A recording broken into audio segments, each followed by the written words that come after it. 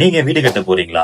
எவ்வளோ அமௌண்ட் எந்தெந்த ஸ்டேஜ்ல தேவைப்படுன்றது நம்ம முன்னாடியே நோட் பண்ணிட்டாலே, தேவையில்லாத கடன்ல போய் நிக்க தேவையில்ல. நீங்க உங்க வீடோட வீடோட ஏரியா பார்த்தீங்கன்னா 1000 ஸ்கொயர் ஃபீட். அது 2 ஃப்ளோரா கட்டுறேன். G+1 அது பார்த்தீங்கன்னா 2000 ஸ்கொயர் ஃபீட். இப்போதைக்கு மார்க்கெட் ரேட் பார்த்தீங்கன்னா ₹2000 வந்து மார்க்கெட்ல பண்ணிக்கிட்டு இருக்காங்க பர் ஸ்கொயர் ஃபீட்.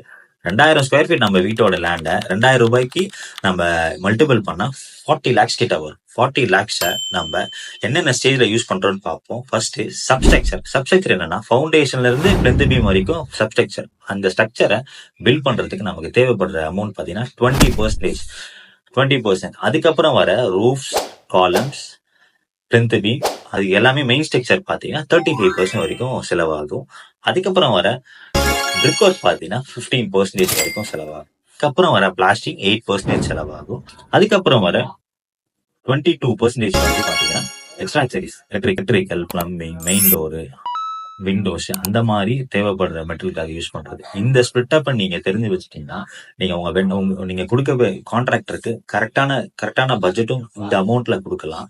அதிகமாவும் கொடுத்தாலும் அவங்க ஏமாத்திட்டு போயிடுவாங்கன்ற நீங்க பயம் பண்ண தேவையில்லை. இதே மாதிரி சிவில் ரிலேட்டடான வீடியோஸ் வேணா சப்ஸ்கிரைப் பண்ணுங்க.